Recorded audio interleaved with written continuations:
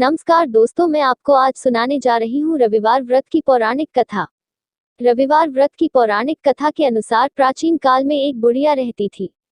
वह नियमित रूप से रविवार का व्रत करती।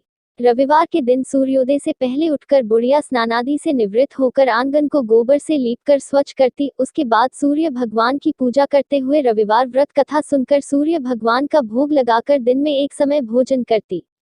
सूर्य भगवान की अनुकंपा से बुढ़िया को किसी प्रकार की चिंता एवं कष्ट नहीं था। धीरे धीरे उसका घर धन धान्य से भर रहा था।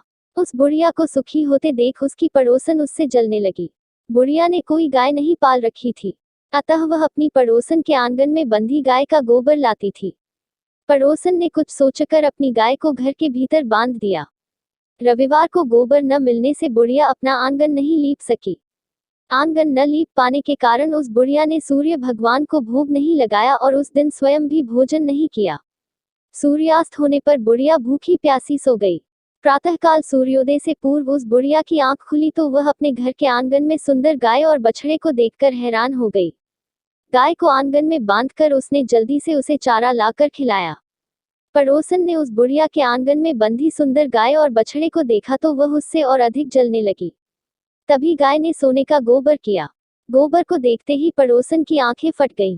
पड़ोसन ने उस बुढ़िया को आसपास न पाकर तुरंत उस गोबर को उठाया और अपने घर ले गई तथा अपनी गाय का गोबर वहां रख आई। सोने के गोबर से पड़ोसन कुछ ही दिनों में धनवान हो गई। गाय प्रतिदिन सूर्योदय से पूर्व सोने का गोबर किया करती थी और बुढ़िया के उठने के पहले पड़ोसन उस गोबर को उठाकर ले जाती थी। बहुत दिनों तक बुढ़िया को सोने के गोबर के बारे में कुछ पता ही नहीं चला।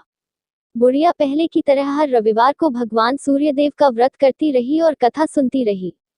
लेकिन सूर्य भगवान को जब पड़ोसन की चालाकी का पता चला तो उन्होंने तेज आंधी चलाई। आंधी का प्रकोप देखकर बुढ़िया ने गाय को घर के भीतर बांध दिया। सुबह उठकर बुढ़िया ने सोने का गोबर देखा, उसे बहुत आश्चर्य हुआ। उस दिन के बाद बुढ़िया गाय को घर के भीतर बांधने लगी। सोने के गोबर से बुढ़िया कुछ ही दिन में बहुत धनी हो गई। उस बुढ़िया के धनी होने से पड़ोसन बुरी तरह जल भुनकर राख हो गई और उसने अपने पति को समझा बुझाकर उसे नगर के राजा के पास भेज दिया।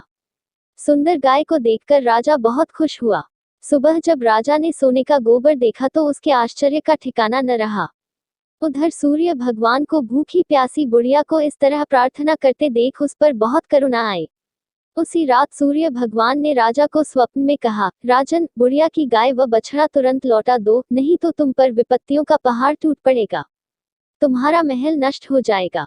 सूर्य भगवान के स्वप्न से बुरी तरह भयभीत राजा ने प्रातः उठते ही गाय और बछड़ा बुढ़िया को लौटा दिया।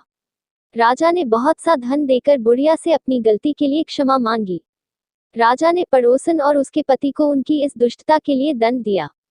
फिर राजा ने पूरे राज्य में घोषणा कराई कि सभी स्त्री पुरुष रविवार का व्रत किया करें।